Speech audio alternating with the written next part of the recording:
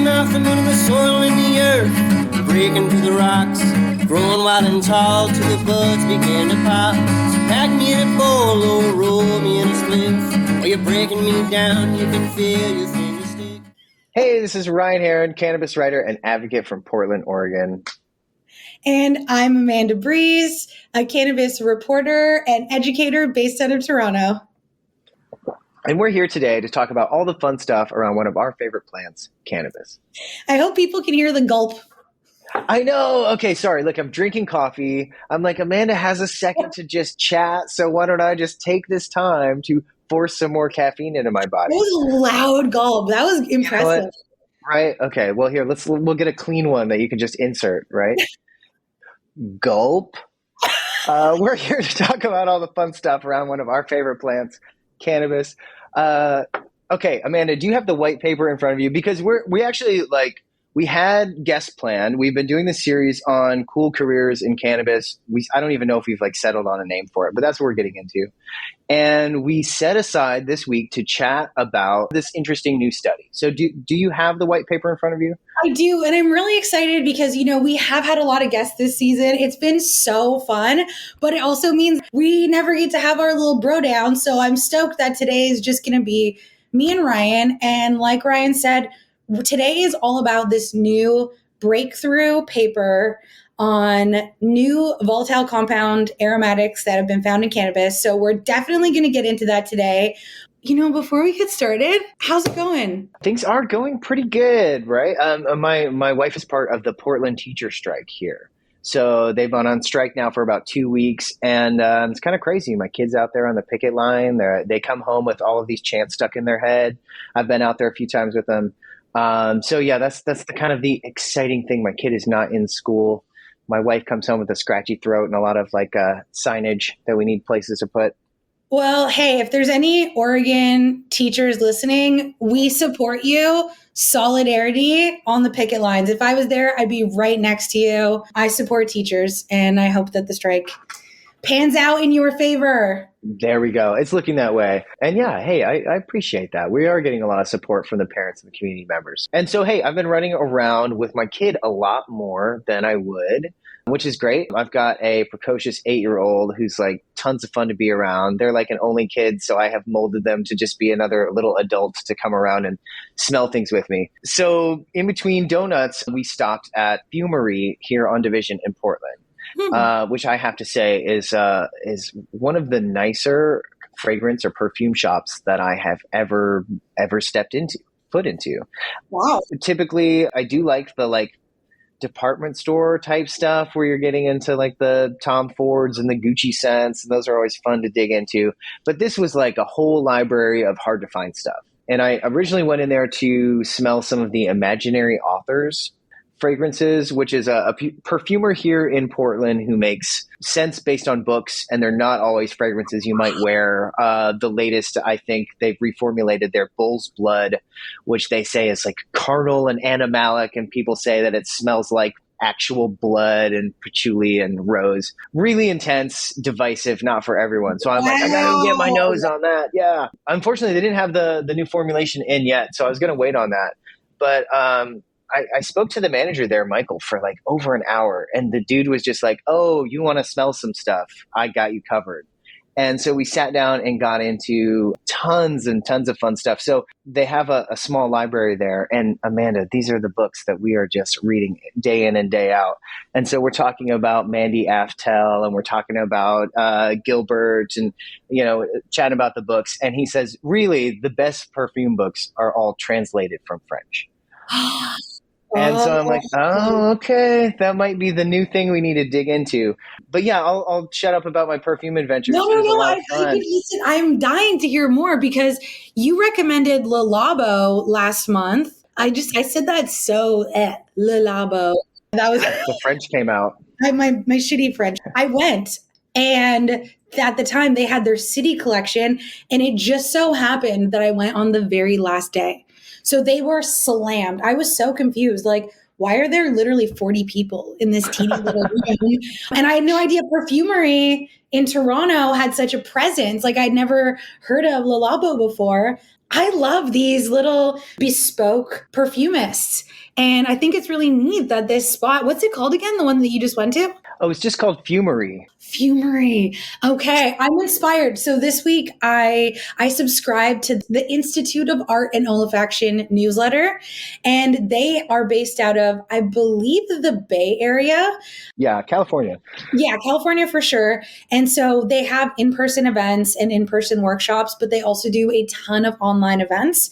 And so I try to sign up for the ones that I can make. So they have different ones all the time. Around Halloween, they had one on aromatics for seances. Like they have really unique programming. Whoa. And last week they had a by donation Zoom with Mandy Aftel because she just put out a new book called The Museum of Scent. And it's based off of her literal Museum of Curious Scents that she built in this little bunkie space. And so I sat in on a Mandy Aftel talk, and boy, she is dynamic. She is really, really dynamic. Like she's kind of a bit of a weirdo. I mean, she's a perfumer. It takes a certain person like us to be like, I'm going to make smells my entire personality. And then she just went for it, you know? And so like, oh, and she really went for it, guys. If you're not familiar, Mandy is like one of the like most celebrated perfumists. She's like, yes. She will like stomp off into the orchard and pick the peaches and have those turned into an absolute that she can play with. Oh, and she has rare aromatics and rare books in her collection. So she has these old 500-year-old perfumery books en français. She's got every book you can imagine. She even has like 10 different samples of ambergris. She has civet. She has some rare variations of smells in her museum. And then she wrote a whole book that's like a compendium of like the smells in her museum, like separated by their aroma types and stuff. So anyway, I was in the Zoom for like 5 minutes before I went and bought the book. Like I was like, don't buy the book. And then I bought the book because it's too good. She's an amazing author, amazing perfumer. So I have that on the way. No, this is the big like coffee table size book, right? It's not like hardcover. It's not a little reference. It's like a big giant scent nerd thing. Hey, good for you. She hand illustrated all of the pictures in the book. So she was inspired by, if you've ever seen like illuminated text, you know how monks drew these like biblical texts with gold in the edges and all these intricate designs.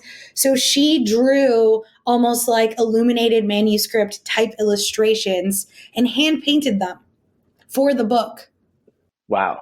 This book is all out. I can't wait to get it. It's in the mail. I found a local bookstore that has it. It just came out last week. Like the book is brand new and I had to get it. I had to scoop it up.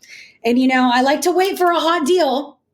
So that's saying a lot. I bought the book like the week it came out.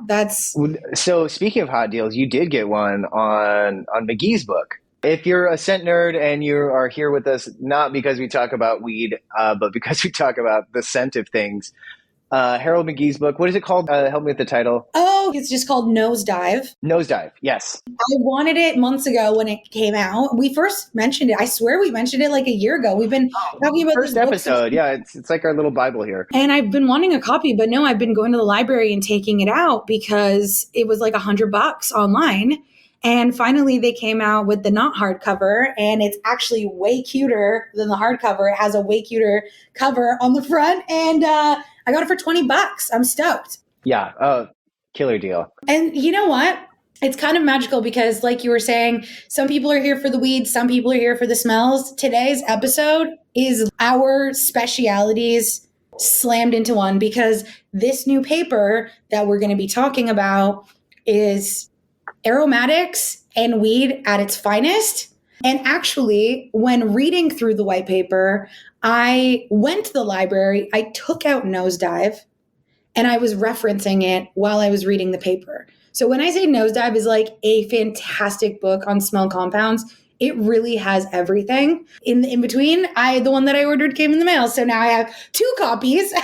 Good. You can be a real book nerd with like the reference all turned to different pages and flipping them back and forth. Yeah. McGee on the phone if you need him. Dude, I'm serious. I got 2 of the same books going. I got the white paper. I got my notes. I'm ready to I'm ready to roll. A lot of people have been asking a lot of questions about this paper since it came out, like a month ago, a few weeks now?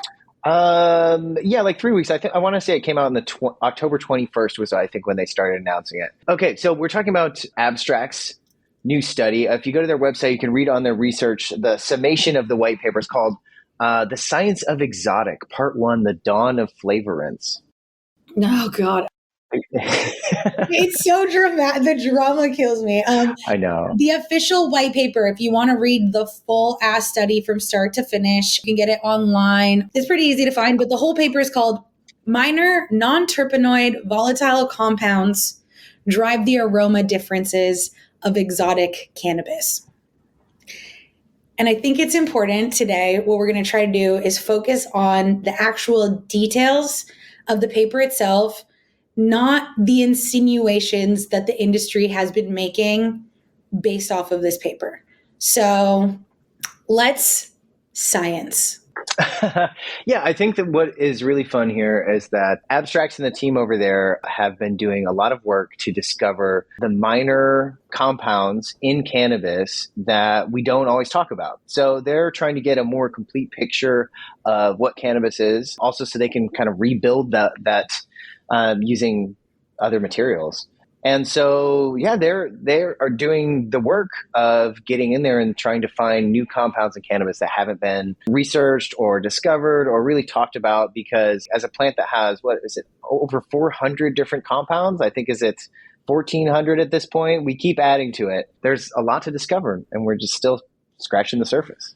Yes. Honestly, shout out to Abstrax for this year really leading the way when it comes to scientific exploration, specifically of cannabis aromatics, because they've come out with quite a few papers in the past year that have really very obviously highlighted their curiosity towards what compounds are present in cannabis. And that's a vibe. They're not just regurgitating information. They're really going out there and finding new things to tell us. And so this paper is actually very exciting for the cannabis community. Many people are calling it a breakthrough paper. I love it. I love the enthusiasm for aromatics. So why don't we get into it a little bit and explain the paper so people don't have to read it?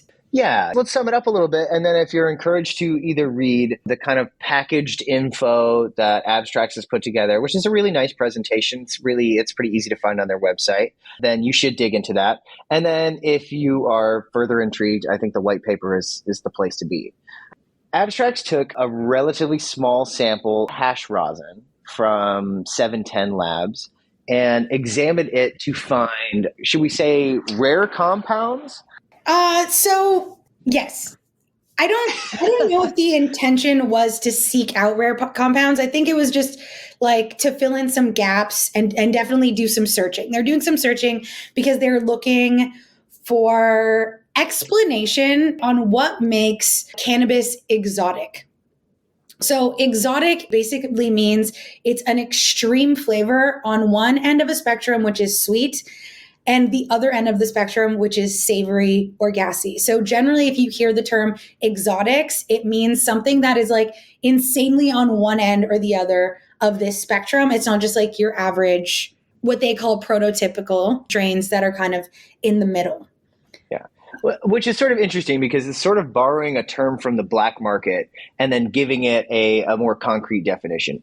Exotics have been sold for like the last 5 years, typically in some like Amazon Mylars, mostly to consumers on the black market who are buying things like pounds at a time and then breaking that down and selling that to the end consumer. So exotics was a good way of being like, look, if you're willing to pay a higher price, I have something outside of my normal price tiers because it is exemplary. It looks really good. It smells really good. It was kind of a way of saying something like, and then I have something even higher tiered if you'd like to pay for that. And it's kind of just existed in that sort of thing where we're talking about, okay, exotics means really good weed, I guess.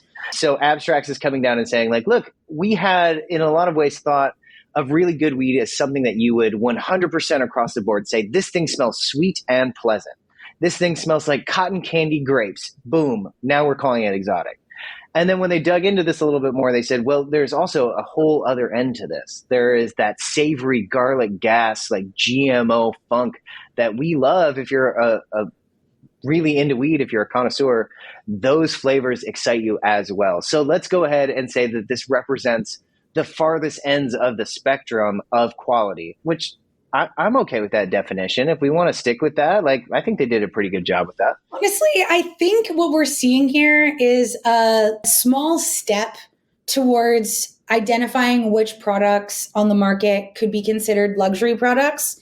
And that's going to drive up the price of them, like you're saying. So we're starting to find differentiators between things based on some of their compounds and experience, the aromatics, which applies to, as we know, wine, whiskey, coffee. So we're seeing what people are doing in other industries.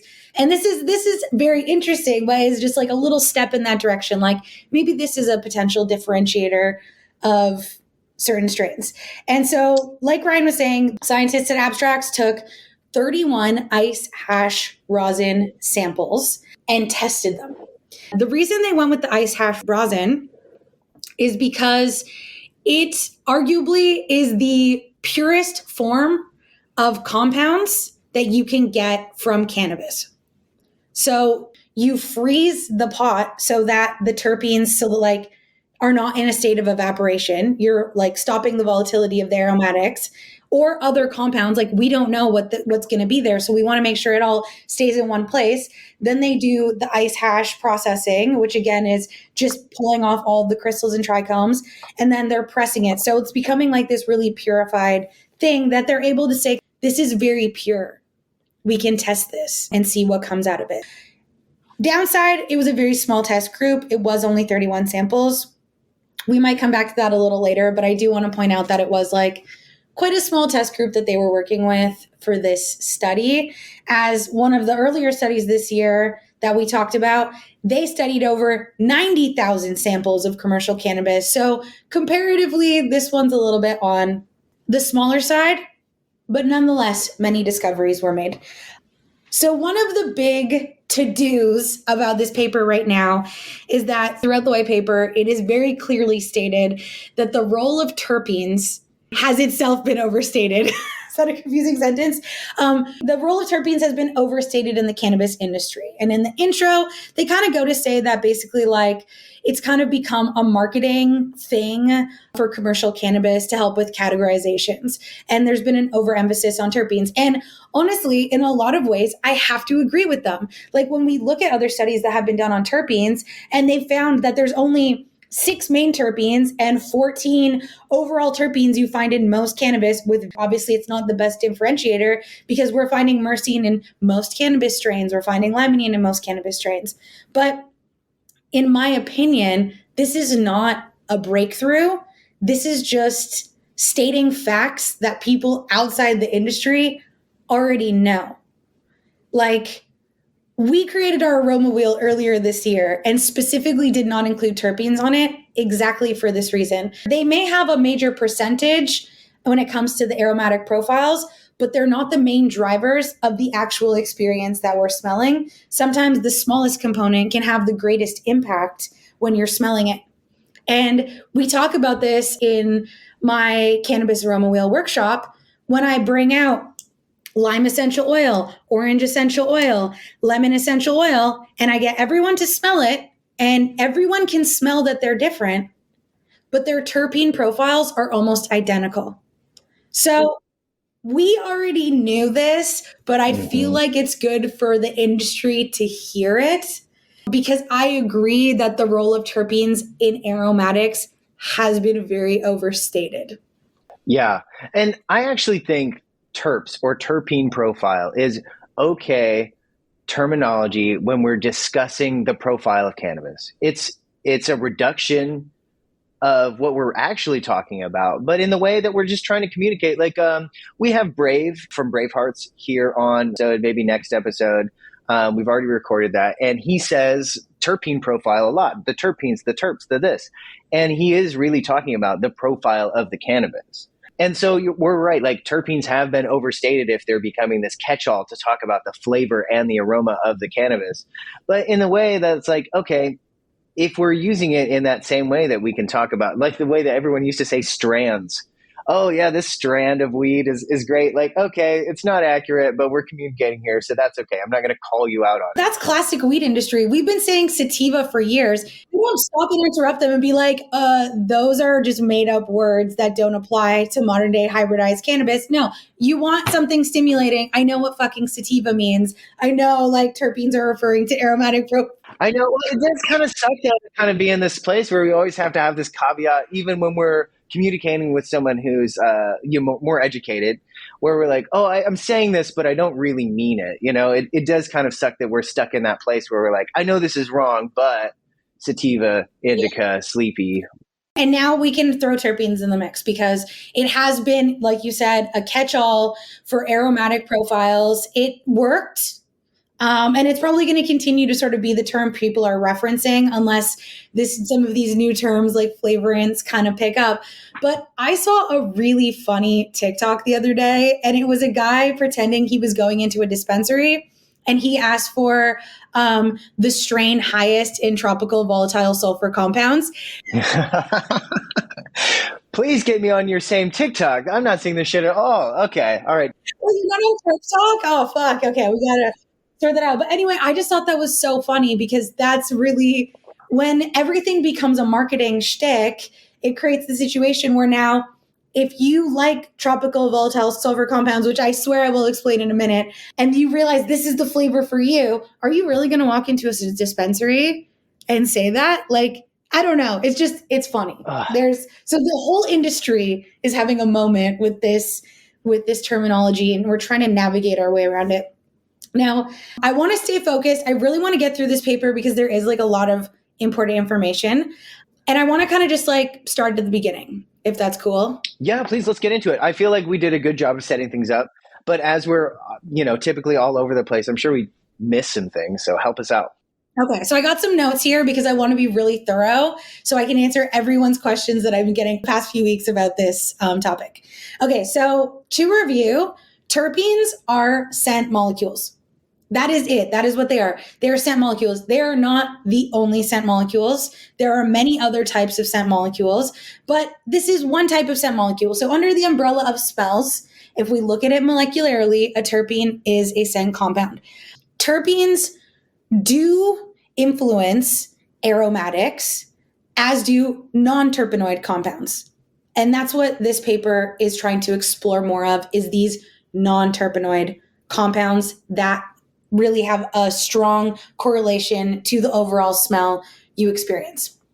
So they did that live hash rosin. We went over that. They had 31 exotic samples. Oh, that's it. So this study very specifically applies to exotics. Although they did have what they called prototypical samples in the mix, they were initially just seeking out flavors that were gas or tropical. Yeah. And I do want to give them some credit. Like the strains that they used, the samples that they used are all very like trending, up to date, very like front of what is popular right now. So some of this stuff like hasn't even hit dispensaries in a lot of regions. So they really were kind of using some like very current flavors. And I appreciated that. Which also led to a discovery, which I'll bring up at the end. So the currency of it is very important to the overall study. In a nutshell, what the 20 pages of this paper discover are new compounds in cannabis. These are not new compounds in the entire world. These are just new compounds discovered in cannabis. So that's the first big one.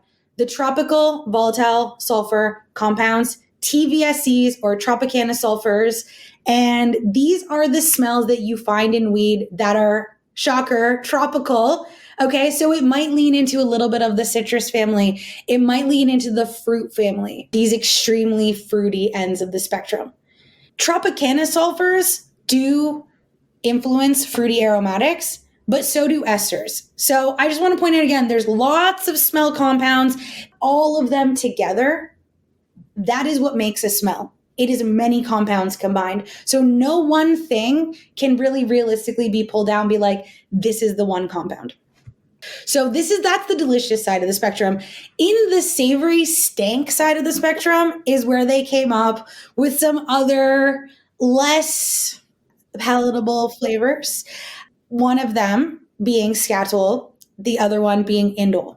Again, these are 2 scent compounds, and they're kind of related to the VSCs discovered earlier this year that are responsible for the skunk smell. In that paper, we found VSCs in cannabis, and we said it's exactly the same molecule in skunk butt. These are the 2 same things.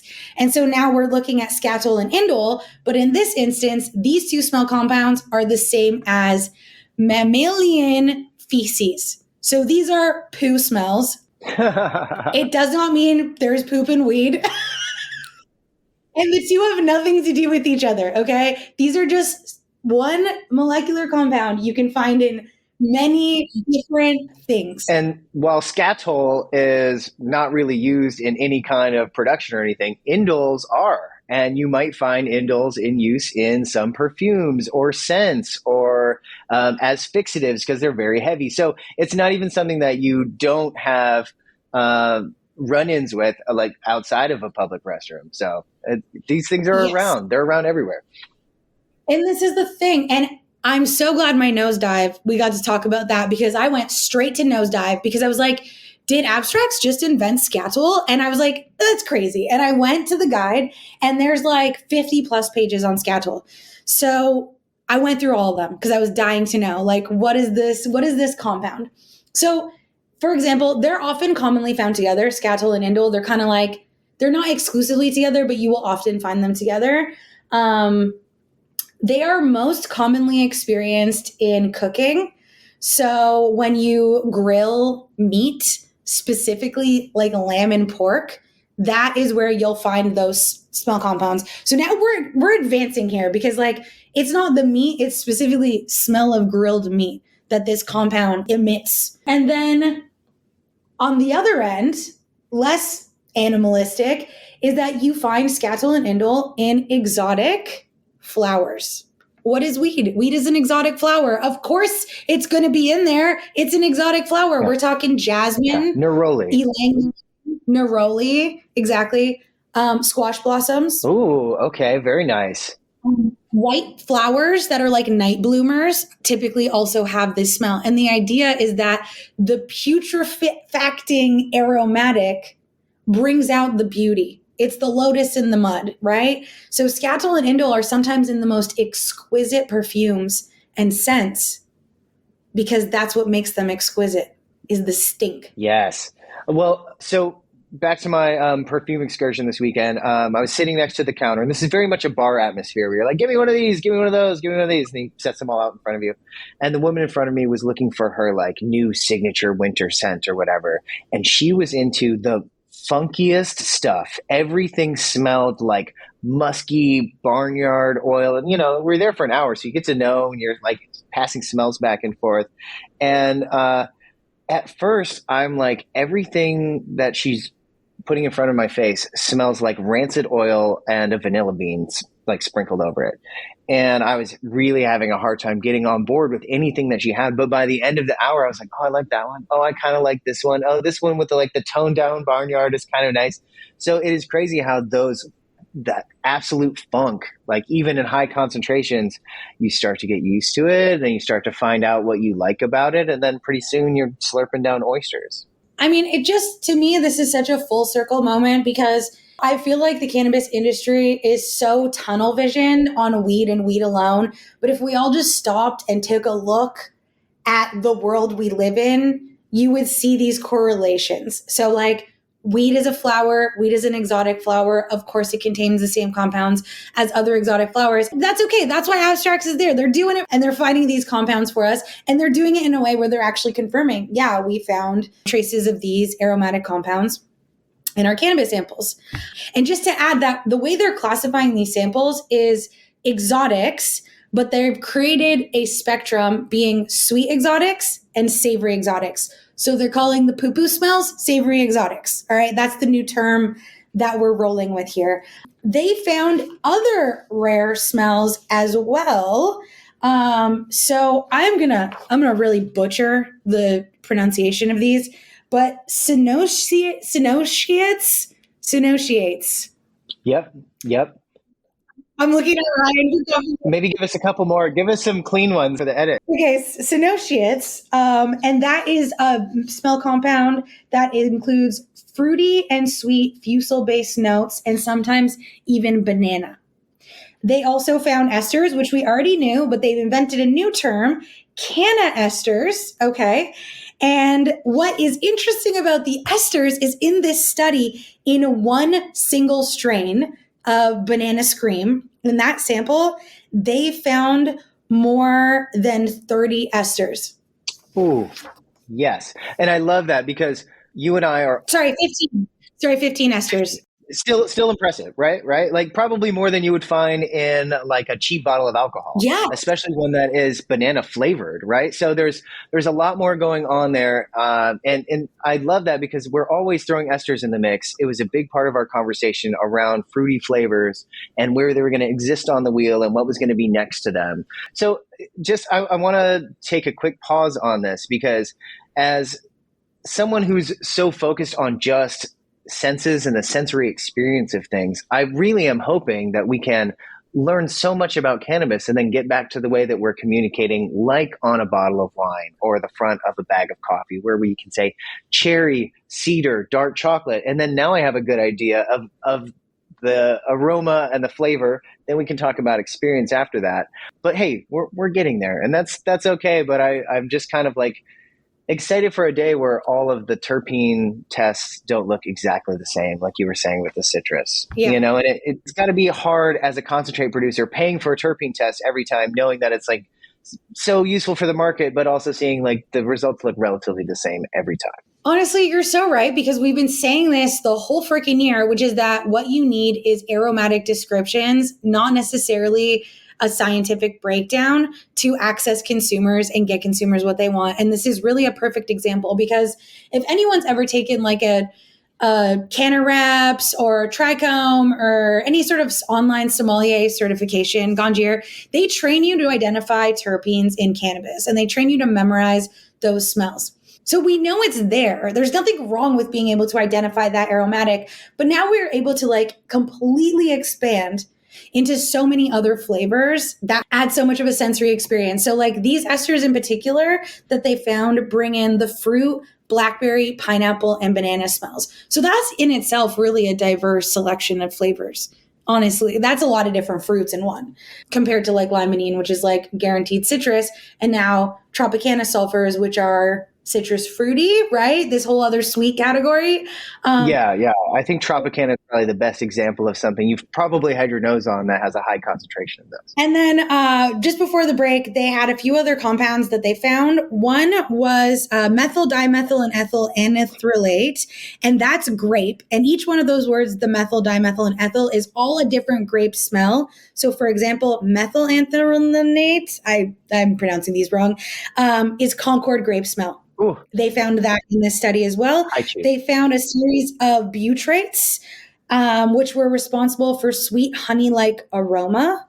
And this is where we go back to earlier in the podcast, because interestingly, the varieties that contained these compounds are all recently bred, which suggests that this class of compounds is only found in modern varieties of cannabis. And lastly, they found, this is not even a word, it's a bunch of numbers and letters together, 6-amyl-pyrone, which is a lactone, and it brings creamy coconut aroma. Yeah, they've added creaminess to their periodic table of exotics.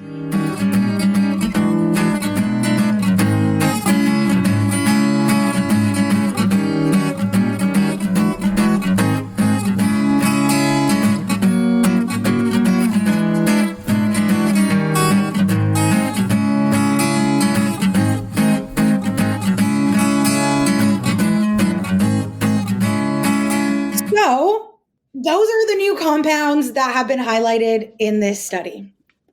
What does it mean, right? Okay, so we've discovered these new compounds, new to cannabis. We're finding new words like flavorants to explain these new aromatic compounds. I've always felt that was a limitation on terpenes, because although they do add a certain degree of flavor, it's implied that they're exclusively smell, because they are smell molecules. So I'm actually very excited about the new term flavorants, although I will say it's not a new term, it's just new to cannabis the word flavorants has been used throughout many agricultural industries for many different purposes.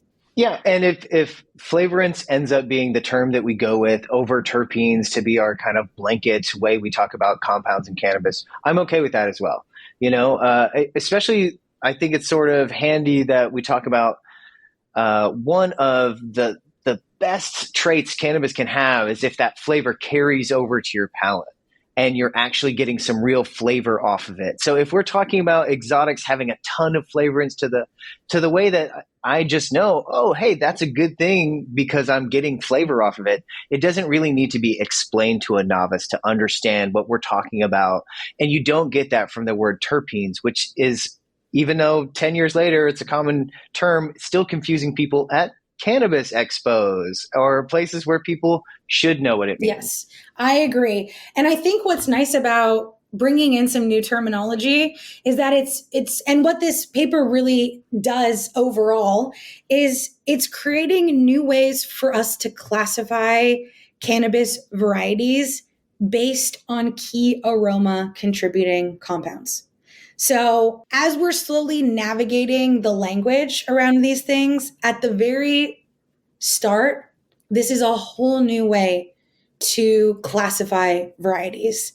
And the presence of unique compounds is very exciting for the cannabis industry. I will say that too. It is really exciting, right? Like Tropicana sulfurs, fucking scatol. Like I'm seeing people stoked on smells again. And I just think it's fun. We needed a little bit of excitement. And here it is. Yeah, well, if this encourages producers to stop chasing THC scores, great. Now I don't have to deal with something that is a boring 36%, or I hope you can hear the finger quotes in my voice.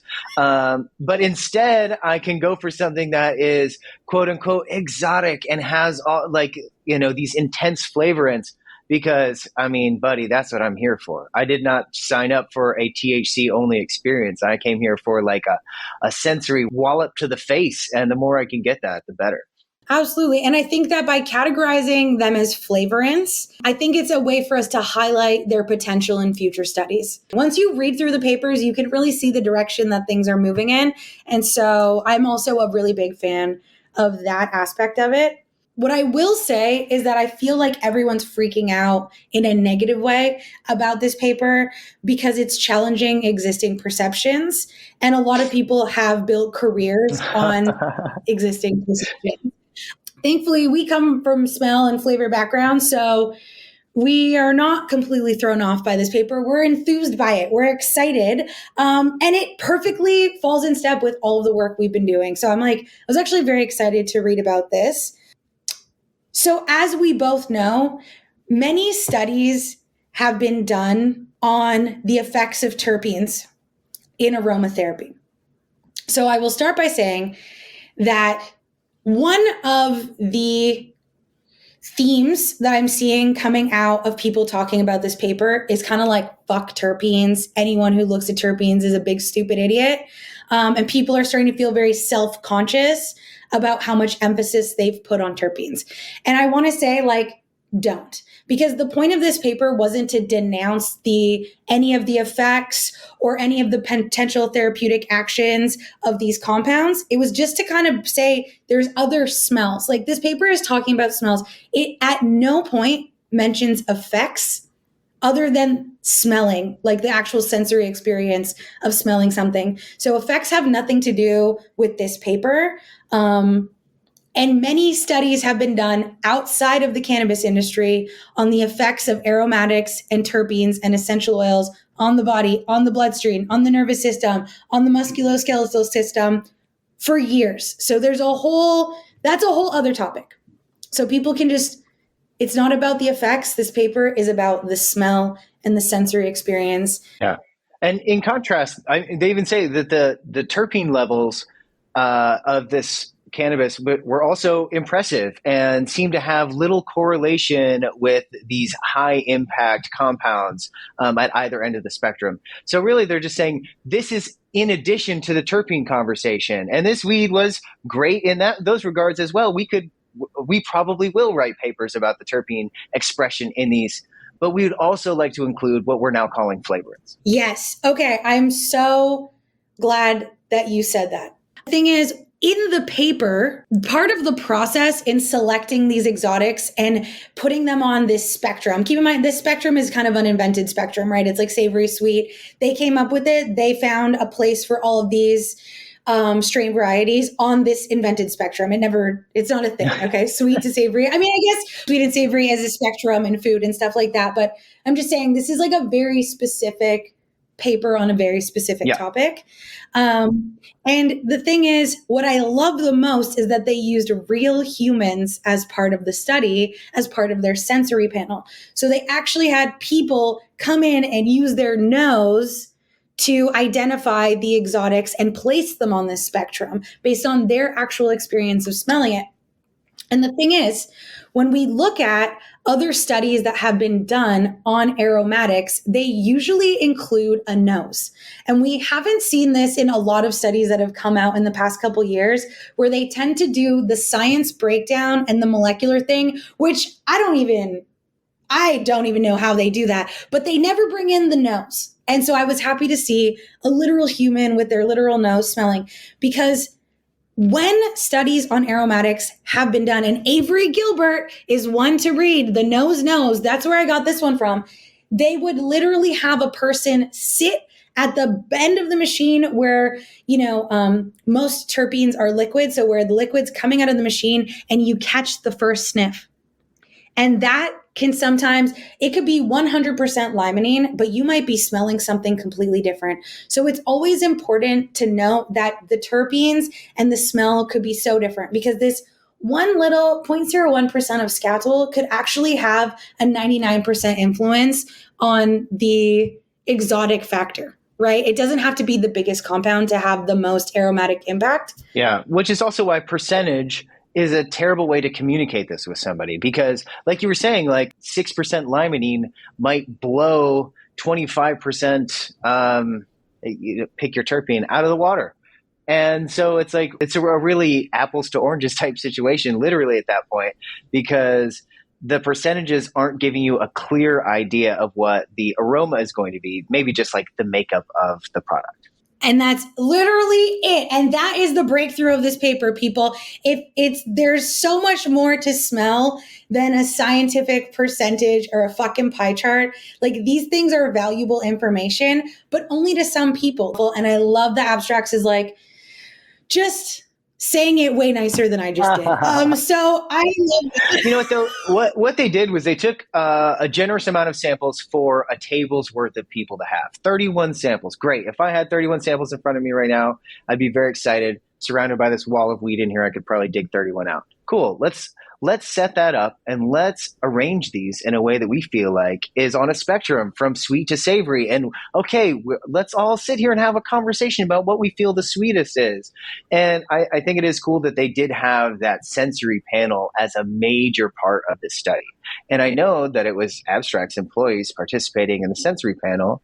And I know a ton of those guys. They're all super into weed. They all like really love great herb and travel to get it, and like their freezers are stocked with really excellent hash. And so when I know the noses that went into this, I don't think it was just like an assortment of folks that they've assembled off Craigslist, like most of the sensory panels I've been to. It's usually like the most random people, including like people they could get to stop at the mall and give like a $5 gift card to, like for real. The fact that the sensory panel sat down and they had intimate knowledge of cannabis and likely had a very educated way of sorting these out. And then we can say, okay, now we've got a research scientist standing right behind us. Let's take these on the far end of the spectrum and see what is making these special. And as far as I'm concerned, like they can do that round after round. I would watch that on Netflix as like, oh, is Papaya Peach going to last this week? Oh, they're sending her home. That gets exciting. That's what I'm here for. I would literally watch that on TV too. We got to pitch this. We got to pitch All right, this. it's on. Okay, our YouTube channel will be. Okay, nobody steal our idea. Okay. I'm writing it down and mailing it to myself as we speak. Okay, so let's sum this up. Here is I wish we could answer questions. Like, I feel like this is the perfect time for a question and answer. But if you guys do have questions, definitely like send them through our Instagram or post them when this post gets posted. I will be more than happy to answer questions. I wish we had questions right now, but we don't. So I push on. So the impact on the industry. I don't know. Do you have any questions, Ryan? I feel compelled to answer. I don't know. Like, yeah, give me a second. Wrap it up for us. I might have some questions for you. Okay, let me wrap it up here. My questions start to get snarky at this point, but that's okay. Okay, we're saving the snark till the very end, All right. and then we'll end on a high note. Okay. So the impact on the industry of this study is that, one, it's creating new avenues for product differentiation. That's fucking cool.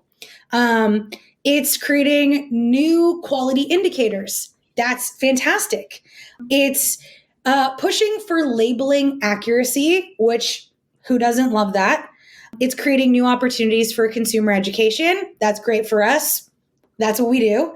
It is also able to look at marketing trends, like, for example, noticing that some of the newer strains have a particular scent and how that's developing. That I hope they pursue, because that's very interesting to me.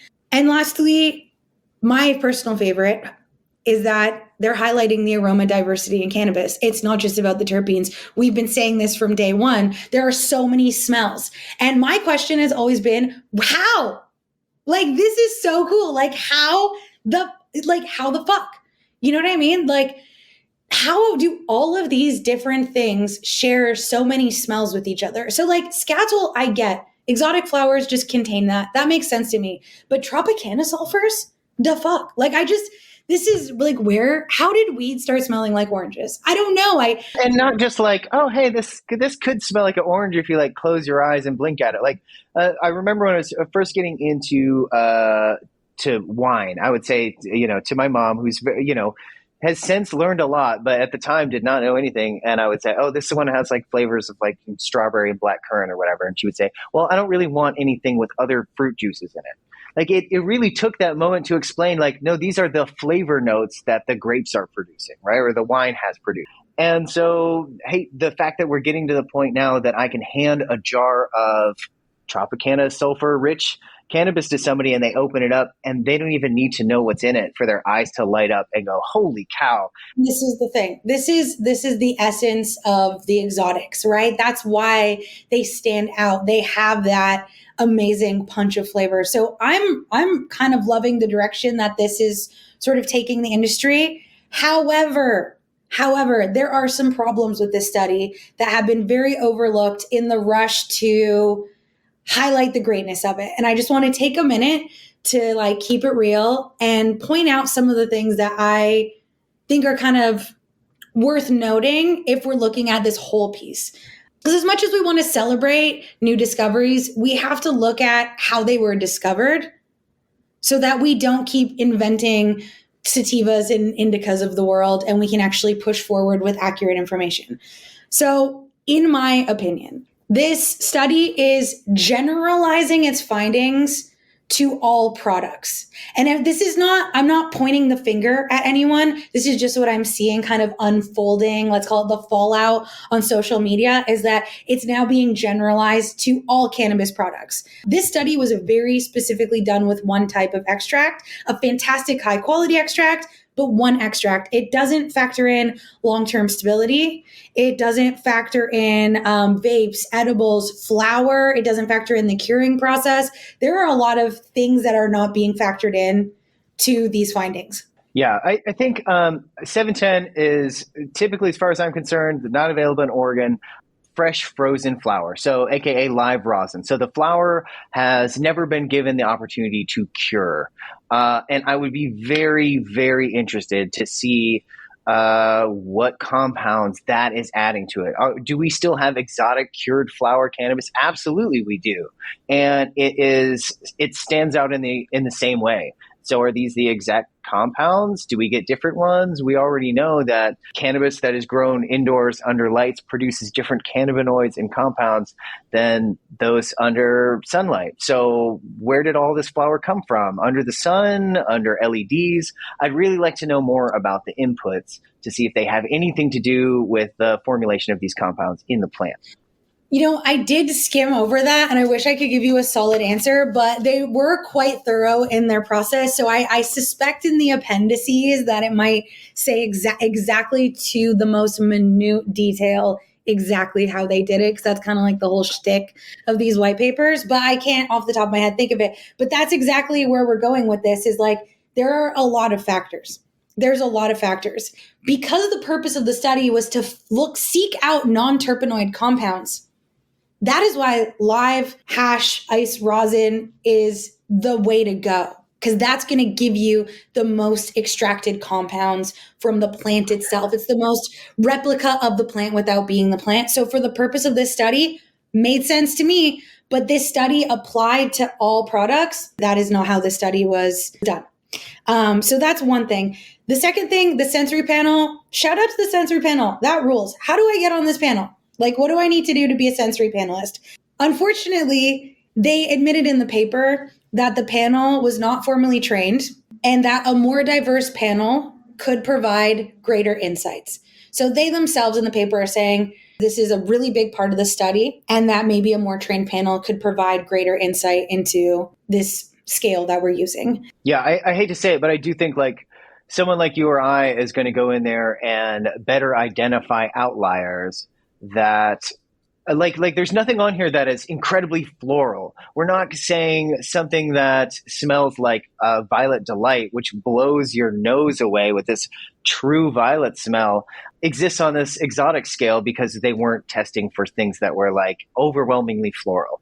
Now, do we call that sweet? I don't know. You and I don't really call anything sweet because sweet just means pleasant. Mm-hmm. So that's a hard thing that I have just with the structure of this, is that we maybe don't agree on even what sweet and savory might be. Now, I do know that, you need to create an approachable scale that someone with little training can step up and appreciate or slot something into, because, hey, that's what the consumer is. If I'm stepping up at the dispensary like that, I expect people to have that level of knowledge. And also, realistically, I think we could separate 31 samples between stank and sweet. Like, I feel like that's just pretty obvious, but maybe some of the middle grounding ones, that might be interesting. So they themselves kind of pointed out that was a bit of a shortcoming for such a major part of the study itself.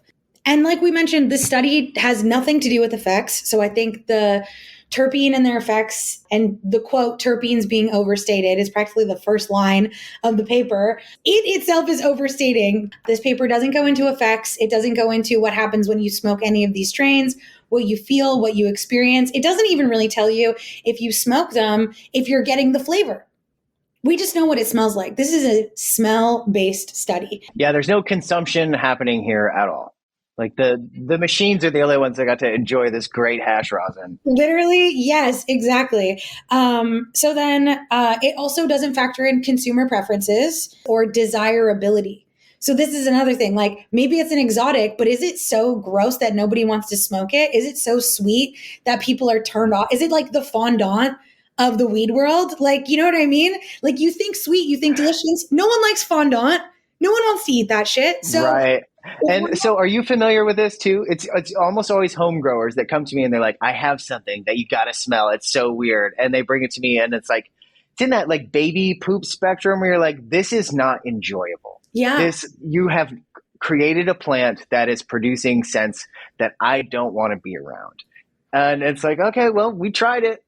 Thanks, and this is the thing. So we don't know what the actual experience was of the far end on either spectrum, truly. Like, we don't know what that smelled like. We don't know what that experience was like. We can assume they're tasty because these are coming from reputable labs. These are commercial plants that they're growing. So there's some assumptions that can take place, but we don't want to ever assume when we're reading a white paper, like, this isn't laid out in this paper. So this is a whole area that they've completely neglected to cover in this study. Keep in mind, this is a springboard for so many more studies moving forward.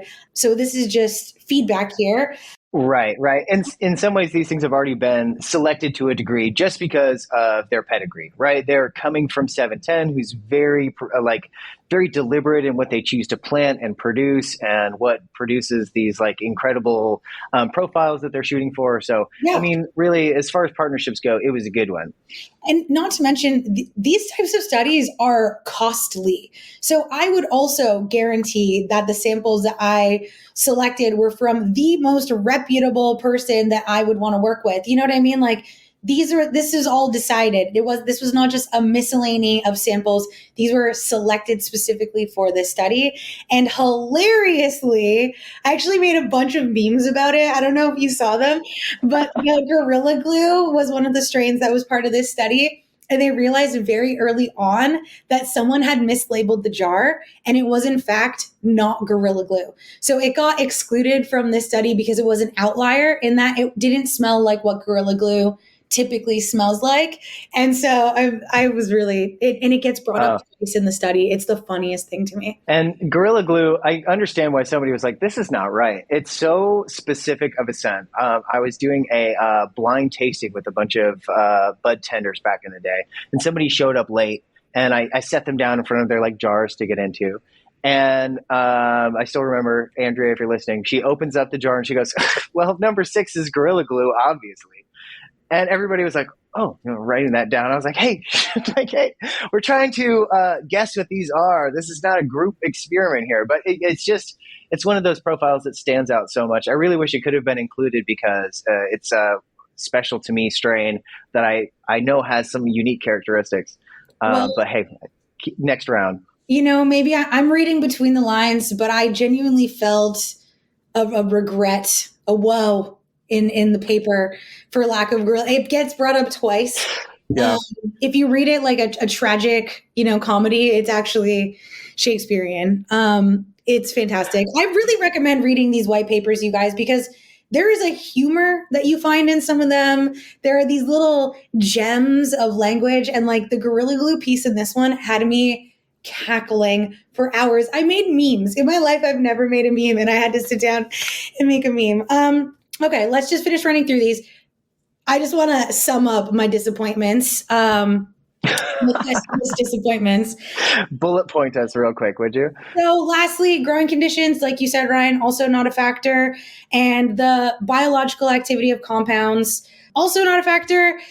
Additionally, and this is personally, in this paper, they did a lot of shout outs to previous papers, which I actually really liked. I felt like they were like tagging their white paper buddies in the paper to be like, and you, AVSCs, you killed it on that last one. Like, I was feeling a vibe. I was feeling like we're all family. But somehow the paper that tested 90,000 samples of commercial cannabis this year, the world's largest study of cannabis in the history of our planet, was completely excluded. And I do not understand that, because in that paper, which I believe was also from Abstrax or Abstrax adjacent, highlighted 3 clusters of smells that they believed could be the future of indica, sativa, and hybrid. And one of 3 clusters, so of 90,000 samples, they created 3 clusters to categorize them. And one was terpenylene-rich strains. And they specifically had no terpenylene-rich strains in this study, which just bummed me out. Because if you're going to go to all the trouble of making one of 3 clusters focused on terpenylene, how did we keep it out of this study? Like, it feels like it should be there. So Abstrax, if you're listening, this is my personal request to include some terpenylene strains in the next one. Maybe they're prototypical. Maybe you'll find them on other ends of the spectrum. I feel like they're going to find a place on the scale. That's just me. But that was kind of a bummer. The rest of the world loves the haze profile and the haze experience. I feel like especially people that tend to mix their flower with tobacco, which is how most of the world is still enjoying their cannabis. Absolutely. Like, yeah, it's a uniquely American thing to just, pack $20 worth of herb into a dirty glass bowl and rip it a few times and then bang it out on your truck floor. Yeah. That's disgusting. I would never smoke tobacco in a pipe or a bong. I'm sorry. That is a hard pass. No. I'm saying it's an American thing to just smoke their cannabis just plain as it is. You know what I mean? And that most of the world does tend to mix it with tobacco a little bit in a spliff to enjoy it. So yeah, we're the only ones that are just crumbling weed into a dirty pipe. Oh my God, that's so funny, because I picked up smoking weed and tobacco in America. That's Like for me, that is my, when people ask, why do you smoke spliffs? I say, because I lived in California. Oh, see, what you were doing was a way to water your weed down so you weren't smoking 20 joints a day. And that is a unique cannabis farm activity. And these people, they're world travelers. So they're like, I know a trick, and it's called a bag of drum. Okay, that is also true. So, in conclusion, if I may, because I feel like I've just done like a I'm sweating. I'm Oh, literally I'm enjoying this. I read only the 25 page paper presented on the Abstrax site, which I really like, but I'm getting so much more of the actual study listening to you today. So this is great. Well, maybe we'll get Ian Roberts and Twinkle, who presented the material and did the study, on in a future podcast. But I think this is really great for us to just like break it down for myself and everyone listening. hopefully they don't listen to this one first because they're gonna be like, she's gonna have a lot of questions. No, I promise you, anybody who's putting out white papers, you know this, they know where the shortcomings are, and they know what could be done better next time, or if they had greater resources, or what they could really get into if they had the time. So, I mean, I get it. I don't think we're surprising anybody with this. And this is the high note with which we will be summarizing this paper, because respectfully, they did include some points in the white paper on some things they would like to pursue in the future and build off of. And so I felt personally like they were saying, this is what we've discovered. Here we are presenting it. And I feel like a lot of industry people snatched it and said, terpenes aren't real, and like started running around with that.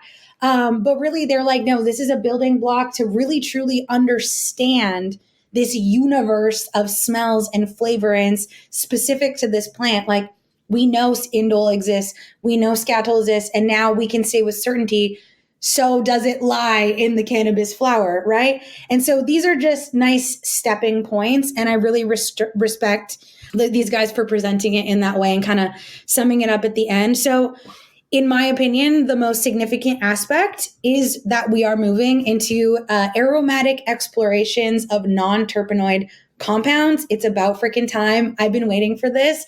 I don't have a science lab, but I've been dying to see them. So thank you for that. We will probably be seeing a way more comprehensive studies in the future. This is not even the beginning. This is like the intro to the beginning, because scent is complex. Scent is complex. And then on top of that, unlike basil or fucking lavender, we have cannabinoids. We don't just have aromatics. Cannabis is its own unique plant. And so I'm excited to do a deeper dive. And on that note, oh my gosh, I forgot to tell you in the beginning, I'm a certified herbalist. I got my certificate. Yes, congrats. Good work, Amanda. I know it's a lot of work. You've been doing this for a long time. Almost 4 years for this program. So I'm officially a herbalist, and that is why I can say that plants are extremely complex and have a lot of therapeutic actions. Weed is not the only plant that has medicinal therapeutic actions. It's the one we are obviously obsessed with, and I love that for us. But I'm excited because it's studies like these that help expand the thinking, I think, of people who might not have had the privilege of being able to study aromatherapy or be able to study herbalism, right? And so we can share like all of this information freely and start to really understand, like, I didn't go to science school, so some of this is over my head too. So I appreciate even them just putting their write-up on their website. That was fantastic. And so yeah, shout out to Abstrax and this fantastic paper. That is my official summary on the subject. This week I wrote 2 articles on it, so I had to do my studying. I'm glad you did. It is really exciting, and like we've been saying, like we're just pushing people more towards the exploration of aroma and flavor and the experience, the sensory experience you have when you're enjoying cannabis. Like, great. And it's sort of rhetorical, but do you think we'll ever get to the point where you can prescribe an expected experience to someone? Can I ever say, like, all right, Amanda, here you go. There's this lilac love flower, and it's just going to make you just have a great day of reading a book in the park? I think It is very unlikely, just based on the science of everyone's endocannabinoid system, interacting with THC and CBD so differently. But interestingly, we do have a school of thinking in aromatherapy, which I've always been quite fond of. I come from a lineage of aromatherapists who were trained in this school of thinking from one of the first recognized aromatherapists, Marguerite Maury. So she was my teacher's teacher, right? And it's called individual prescription. And the idea is to, using plant aromatics, fill in gaps for your own well-being. So if you came to me and you said, I'm stressed, I have a headache, and I hate my boss. Like, it could just be 3 random things. It doesn't have to be like my knee hurts, my back hurts. It could be like physical, emotional, whatever. We are trained to create an aromatic prescription to treat those symptoms. And so sometimes it's adding something. So let's say you're saying, I have just an overwhelming feeling of sadness. So I might add some happy herbs and aromatics to bring out the happiness. Or I might put someone in that reduces sad feelings, different energetics. So I don't know. I believe it's possible that we could get to that point and have robust cannabis apothecaries. Ooh. Smells and many flavors. And for those of you who are not interested in the science, but stuck it out this far into the episode, fuck yeah, that rules. So check out the study, because it's interesting, I think, to try some of the strains that they've identified as exotics with these exotic flavorants, and taste them for yourself. The list is right there, and it's thorough. If you have very specific flavors, you can pick based on their charts in the study which one matches, the description you're. Yeah, and there are flavors on there like Mac 1, which I think is really easy to get your hands on. There are flavors on there of OG. That's not being very specific, but let's just say it's 710 Labs, some quintessential Ghost OG or something along those lines. Flavors that you can get your hands on. Now, I don't know. There are some things on here that seem like out of my reach. I've never heard of, purple churro is not something I can just go and grab, I don't think.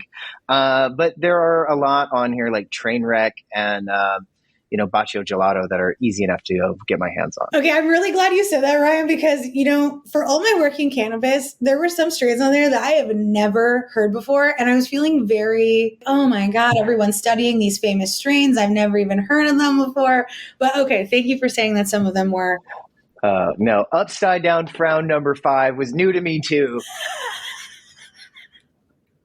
But hey, I got to tell you, I want to get my nose into all of these. I also want to get my nose into Mandy's smell catalog Yes. out there. I have seen many pictures of, I think it's like a little yellow cottage with just like 10,000 little tiny bottles to stick your nose into. Sounds dreamy. So I guess another field trip is on the books. We got to get it. Well, you know what, Ryan? I was literally thinking today that we should go. I was literally thinking about that today. And so for all of our listeners out there, stop what you're doing, give us 5 stars, subscribe, share this episode, because these are the trips we want to go on, and we can do it with your support. If you've listened this far, it's totally worth the 5 stars. Rate and review. It helps us spread our podcast on other platforms. And also, thank you for listening. We really appreciate our listeners and you guys tuning in every week. Yeah. This is a more intimate podcast. It's just the two of us. We don't have a guest here, but I have to say that we've been seeing the listenership climb, and that's really exciting. We've got some grand plans for upcoming seasons. And if there's anything you'd like to hear, anything you'd like to see, I have to say, since we've been doing the careers thing, people have been reaching out nonstop. We could probably do this for forever. So at this point, if you'd like to see something else or us explore something, we're easy enough to get a hold of. Reach out. Absolutely. And the last thing I want to say is, with all of this new information coming your way, one thing remains the same: the cannabis aroma wheel. It is timeless, it is true, and it's perfect for you. So we've set up a new way to order it online. Please get your copy of the cannabis aroma wheel.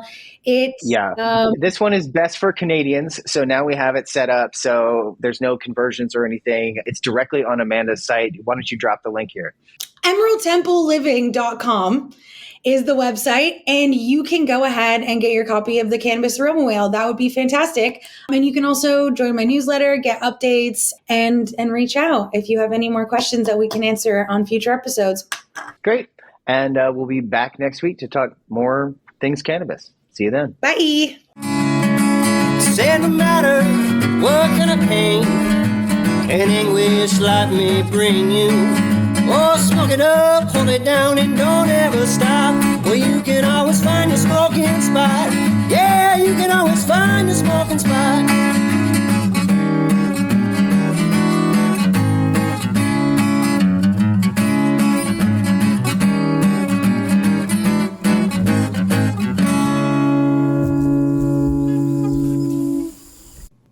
Hey, Smoking Spot fans. We're here to tell you about the newest launch from Centelligence Projects. Over the last year, we've created the Cannabis Aroma Wheel. It's a sensory tool designed to help connoisseurs take their knowledge to the next level. So whether you're a bud tender, dispensary owner, cultivator, or you just love the smell of weed, you can better appreciate the cannabis in front of you. Get your copy of the most detailed sensory tool built specifically for the cannabis industry and order your Cannabis Aroma Wheel today at centelligenceproject.com.